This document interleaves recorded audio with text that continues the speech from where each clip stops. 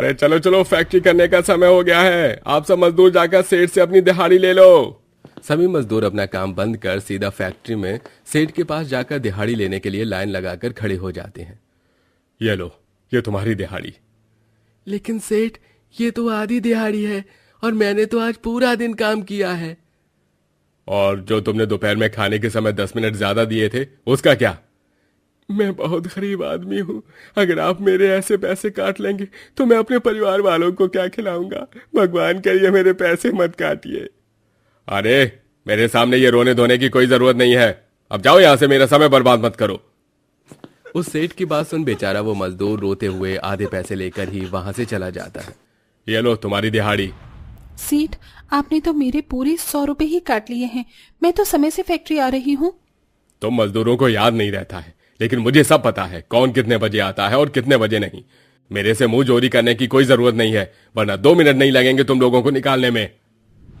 Factory सेठ की बात सुन बेचारी योगिता अपनी नौकरी चले जाने के डर से आधे मिले पैसों को लेकर ही घर की तरफ चलती है और बीच रास्ते में एक केमिस्ट की शॉप से दवाइयां खरीदती है।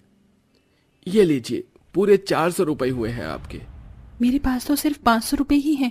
अगर मैंने 400 की दवाई ले ली तो 100 रुपए में क्या ही राशन ला पाऊंगी।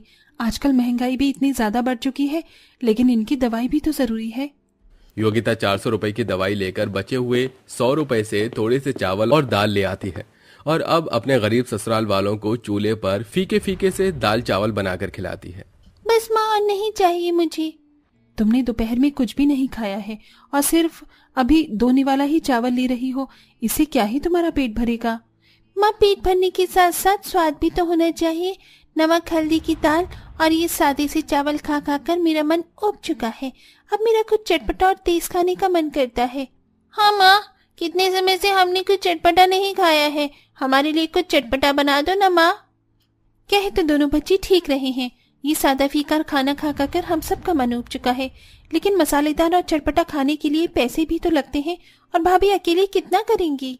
अपनी नंद और बच्चों की बातें सुन बेचारी योगिता काफी उदास हो जाती है और बड़ी मुश्किल से अपने आंसुओं को रोक पाती है, जिसके बाद अब सारा परिवार सादे फीके दाल चावल खाकर ही आधे भरे पेट के साथ सो जाता है।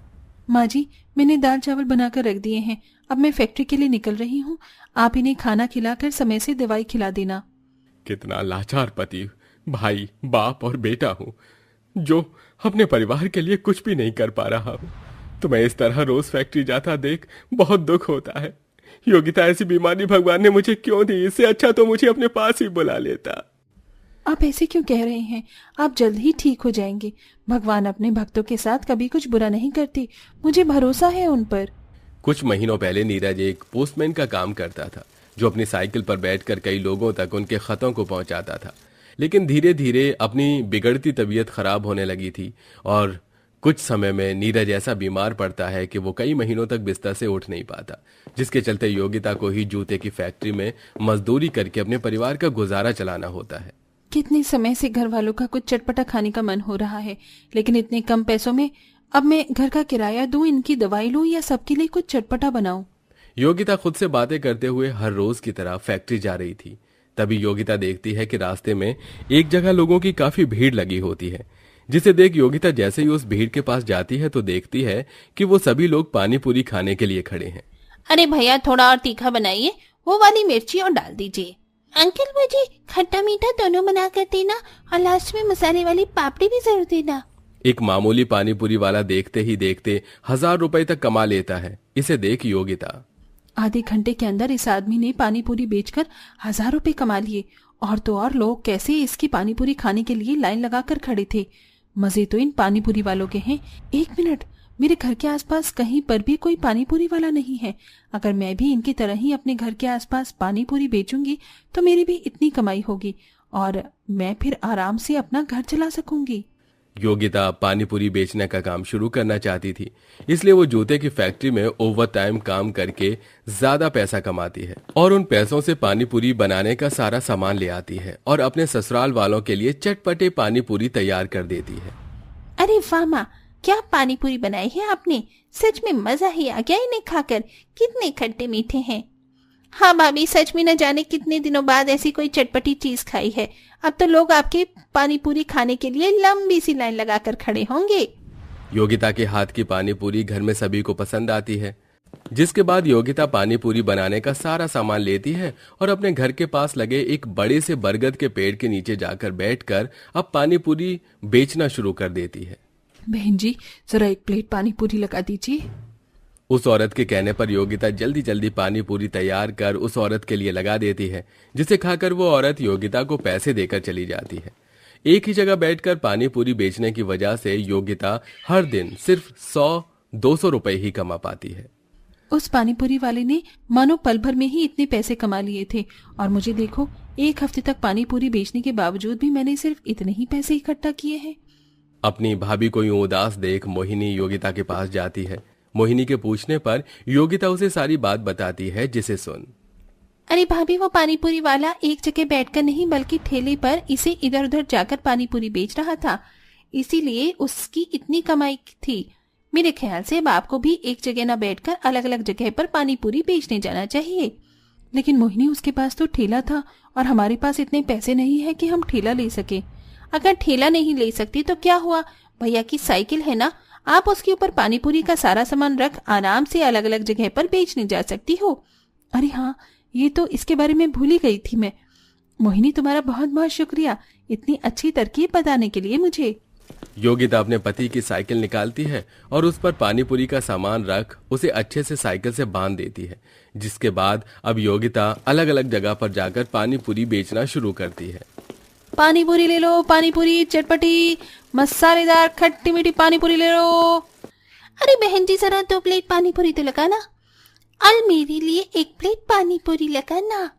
ये लीजिए आपकी 2 प्लेट पानीपुरी, और ये आपकी 1 प्लेट पानीपुरी।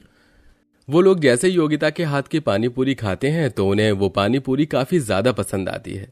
हर कोई पानीपुरी वाले सिर्फ 10 रुपए में 3 पानीपुरी देते हैं, वहीं योगिता 10 रुपए में 5 पानीपुरी देती है, जिसके चलते ज्यादातर लोग 10 रुपए में 5 पानीपुरी खाने के लिए योगिता की पानीपुरी की साइकिल के आसपास लाइन लगाकर खड़े हो जाते हैं।